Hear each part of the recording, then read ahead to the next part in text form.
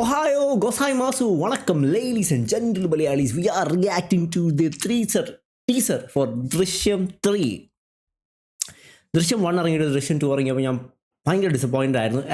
ഇറങ്ങിയ സമയത്തല്ല, ഇറങ്ങിയതിന് മുന്നേ അങ്ങനെ ഒരു സാധനം വരുന്നുണ്ടെന്ന് കേട്ടപ്പോൾ. കാരണം അടിപൊളിയായിട്ട് എനിക്ക് ഇതൊരു സിനിമയുടെ പ്ലോട്ട്, പിന്നെ അവർക്ക് എങ്ങനെ വീണ്ടും കുത്തിപ്പൊക്കി റെഡിയാക്കാൻ പറ്റുന്നുള്ളൊരു കാര്യത്തിൽ നല്ല സംശയമുണ്ട്. ഞാൻ ഭയങ്കര സ്കെപ്റ്റിക്കലായിരുന്നു.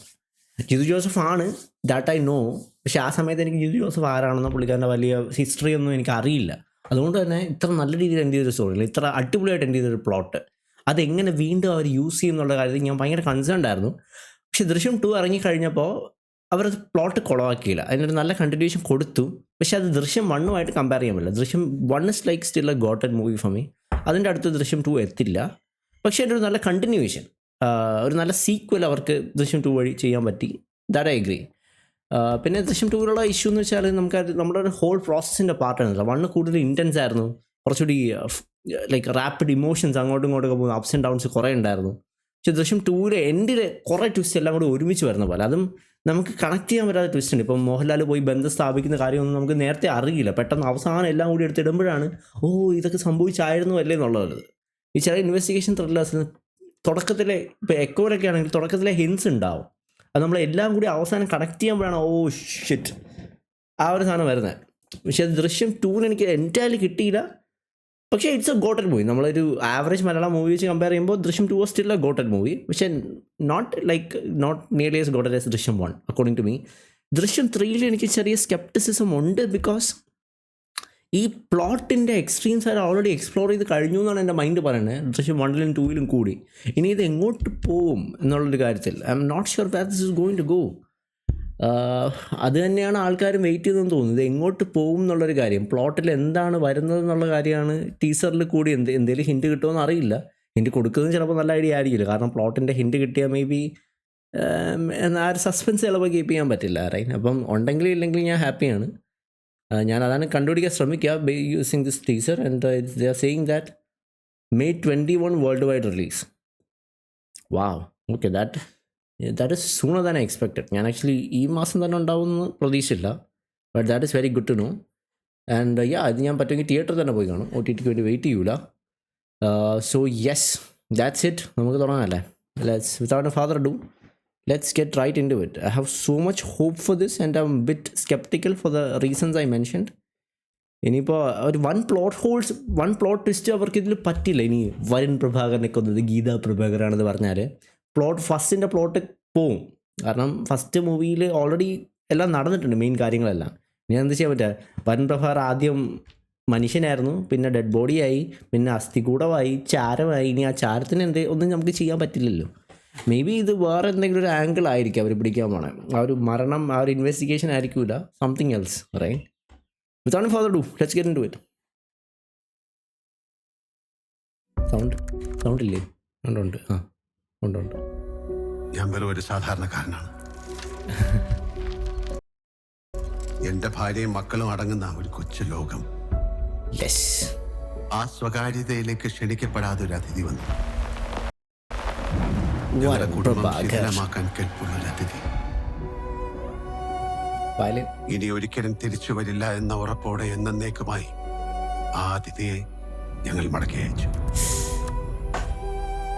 It's like a case that is closed but will never close. സത്യത്തിൽ നമ്മൾ അയാളെയല്ല നിരീക്ഷിച്ചുകൊണ്ടിരുന്നത്, അയാൾ നമ്മളെയാണ്.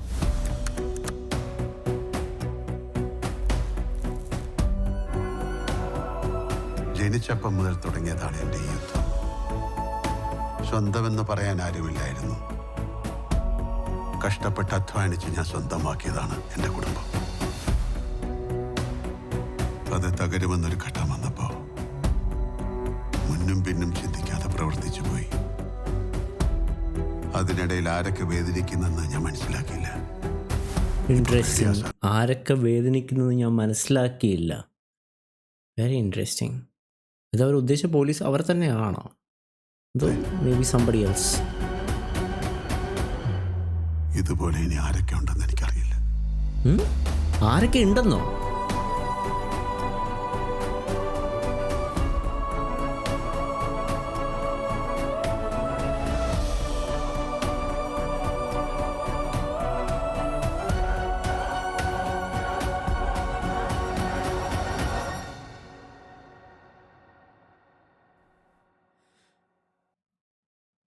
ഇതായിരിക്കണം ടീസർ.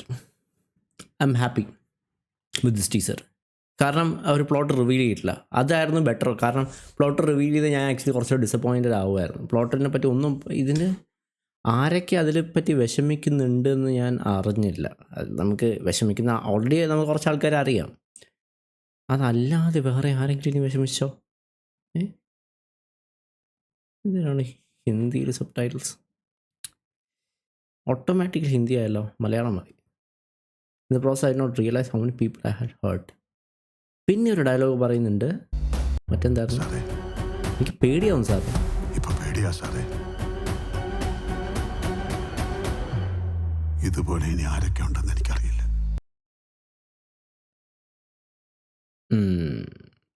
പോലീസിനെ പോലെ അവരെ നിരീക്ഷിക്കുന്ന വേറെ ആരൊക്കെ ഉണ്ടെന്ന് അറിയില്ല. അതായിരിക്കും ഉദ്ദേശം അല്ലേ?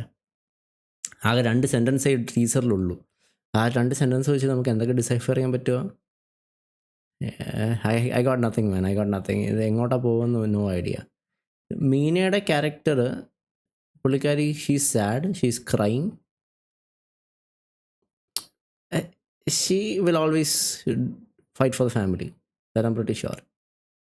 പുള്ളിക്കാരുടെ ഈ എക്സ്പ്രഷൻ കാണുമ്പോൾ I am like, what if എൻ്റെ ഓഫീസിലൊരു കൊളീഗും ഇതിനെ പറ്റി ആ ഒരു ഇളയ മോൾക്ക് എന്തെങ്കിലും എക്സ്ട്രാ എന്തെങ്കിലും സംതിങ് ഉണ്ടാവുമോ എന്നുള്ളൊരു കാര്യം, ഒരു ഫാമിലി ഡ്രാമ അതിലോട്ട് പോവുമോ? നിങ്ങൾക്ക് എന്താ തോന്നുന്നത്? ഭയങ്കര സെറ്റപ്പാണല്ലോ അല്ലേ ഗീതാ പ്രഭാകരനും മിസ്റ്റർ പ്രഭാകരനും ഒക്കെ. ഈ ഒരു എക്സ്പ്രഷനിൽ എന്തോ ഉള്ളതുപോലെ അല്ലേ? മലയാളീസ് നിങ്ങളെന്താ പറയണേ? അന്നേ കുറ്റം സമ്മതിച്ചാൽ ഇപ്പം ജീവപര്യന്തം കഴിഞ്ഞ് പുറത്തിറങ്ങാമായ അടിപൊളി. ലൈക്ക് പിടിച്ചോ മച്ചാനെ? അതായിരുന്നു ബാധിത ആർക്കിടെക്ട്സാ, എന്ത് ബൈ ദ ആർക്കിടെക്ട്സ്. അടിപൊളി കമൻറ്റ്, എനിക്കിഷ്ടപ്പെട്ടു. 4ാം ക്ലാസ്സുകാരൻ്റെ 3ാമത്തെ വരവ്. Classic is back. Script is already ready for Ajay Devgan again. അത് ഒരു ഇതാണ്. മറ്റേ അജയ് ദേവ്ഗൻ ദൃശ്യം ഇറങ്ങിയിട്ടുണ്ടോ ട്രെയിലർ? ഒരുമിച്ചാണോ ഇറങ്ങിയത്? Ajay Devgan acquired theatrical rights of Malayalam. Wait, what? What are you talking about? Malayalam theatrical rights Ajay Devgana. എന്തിന്? So every other Malayalam viewer was always abusing Ajay Devgan for remaking the Drishyam movie. The director of original Drishyam, Jiu Joseph, always gives statement against Hindi Drishyam. Oh, but now the close associate of Ajay Devgan and the producer of Hindi Drishyam, Panorama Studios, bought the theatrical rights of Malayalam Drishyam 3. Malayalam producer Ashirwad Cinemas, close associate of Mohanlal, sold rights to them. Isn't this an irony? Yeah. The conversation wasn't about Ajay remaking Drishyam 3. The fact that he wanted to release the Hindi version first before the Malayalam version and the subsequent PR articles about how the Hindi version is a definitive version.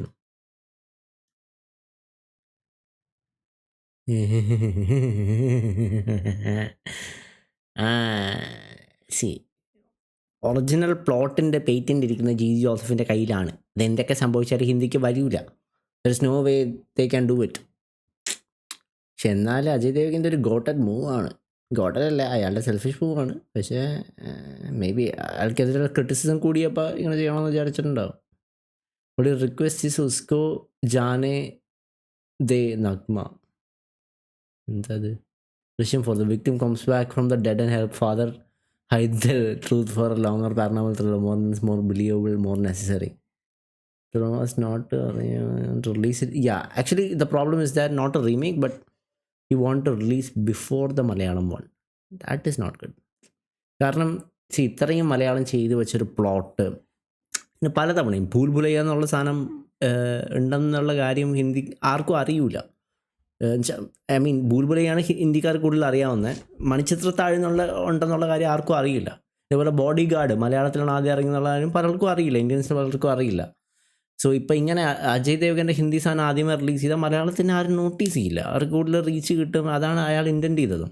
അത് ശരിയല്ല. That is a bad thing, right?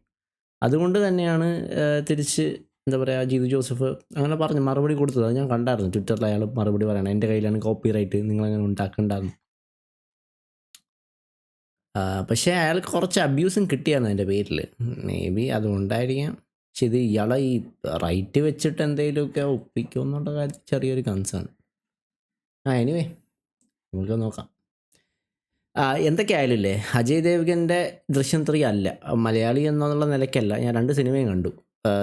ഹിന്ദിയും മിക്കവാറും full ഞാൻ കണ്ടില്ല, പാർട്സായിട്ടാണ് കണ്ടത്. പക്ഷേ ഞാൻ മിക്കവാറും കണ്ടു. അത് വെച്ചിട്ട് ഞാൻ പറയുന്നു it's Malayalam cinema is much better than the Hindi film. Because അതിൻ്റെ ഒരു main reason is that acting. മോഹൻലാലിൻ്റെയും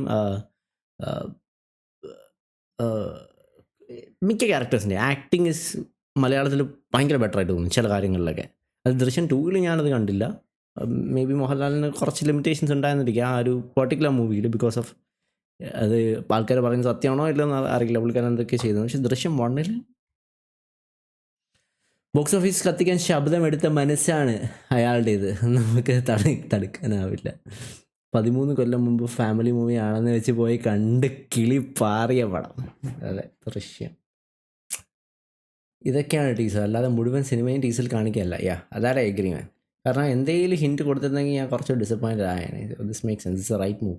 ഇത്രയും ഗതികെട്ടൊരു മനുഷ്യൻ കേരള സംസ്ഥാനത്ത് വേറെ കാണില്ല. ഇതൊരവസ്ഥയാണ്. എത്ര കാലമായത് ജോർജ് കുട്ടി എന്താ പുള്ളി ഉദ്ദേശിച്ചത്? ഒന്ന് ആക്കുകയും ചെയ്ത് ഒന്ന് പൊക്കി പറയുകയും ചെയ്തു. അവസാനം തീ വിട്ടിട്ടുണ്ട്. ഫയർഫോഴ്സിനെ വിളിക്കേണ്ടി വരുമോ? തോമസ് ഡാമേജാ സത്യത്തിൽ നമ്മൾ അയാളാണ്. അതെ, ഓക്കെ, അയാളെയല്ല നിരീക്ഷിച്ചത്, അയാൾ നമ്മളെയാണ്. Classic criminal control from May 21. നമുക്ക് കാണാം May 21. എല്ലാവരും പോയി കാണണം. അല്ല, നിങ്ങൾക്ക് വേണമെങ്കിൽ കണ്ടാൽ മതി, എനിക്ക് നിർബന്ധമൊന്നുമില്ല. ഞാനും ഡെഫിനറ്റ്ലി പോയി കാണും.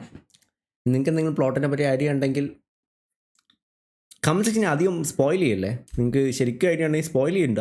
പക്ഷേ നിങ്ങൾക്ക് എന്തെങ്കിലും ഇത് ടീസർ കണ്ടിട്ട് എന്നെ പോലെ നിങ്ങൾക്ക് എന്തെങ്കിലും തോന്നുകയാണെങ്കിൽ കമന്റ് സെക്ഷനിൽ കേട്ടോ. അതാകുമ്പോൾ എനിക്കും വായിക്കാനൊരു സുഖം ഉണ്ടാവില്ല. Okay, dal B it for ദൃശ്യം 3. എന്താണെന്ന് ഒരു ഐഡിയ ഇല്ല. ഒരു അധികം റിവീൽ ചെയ്യാത്തൊരു ടീസറാണ്. ട്രെയിലർ വരുമായിരിക്കും ഇതിന് മുന്നേ. അപ്പം നമുക്ക് നോക്കാം. Waiting for the trailer. And ഞാൻ കുറച്ച് ബിസി ആയിരുന്നു കുറച്ച് ദിവസം. ലാസ്റ്റ് ഒരു 1 or 2 വീക്സ് ഓഫീസിൽ പണി കുറച്ച് എക്സ്ട്രാ ഉണ്ടായിരുന്നു, അധികമായിരുന്നു. അതുകൊണ്ടാണ് ഫ്രീക്വൻസിലേഷൻ കുറഞ്ഞത്. പക്ഷേ ഒന്ന് ഒതുങ്ങിയിട്ടുണ്ട്. അപ്പോൾ നമുക്ക് വീണ്ടും തിരിച്ചു പിടിക്കാം.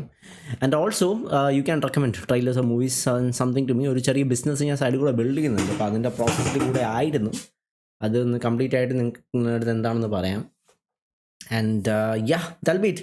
Trailers or teasers or something that you want me to react to, let me know in the comment section below. കുറേ സാധനങ്ങൾ പെൻഡിങ് ഉണ്ട്, എല്ലാം ചെയ്യാം, 1 by 1 ആയിട്ട് ചെയ്യാം. ഇന്നിപ്പം മെയ്ദിനായിട്ട് അതിൻ്റെ അവധി കൂടെ ഉണ്ട്. അപ്പോൾ ലേശം ഒരു ബ്രേക്ക് കിട്ടിയിട്ടുണ്ട്. അപ്പോൾ നമുക്ക് ചെയ്യാം, കുറച്ച് അധികം സാധനങ്ങൾ ചെയ്യാം. Without further ado, I'm going to wrap it up. Anything else that you want me to react to, let me know in the comment section below. I'll see you guys next video. Good night and goodbye.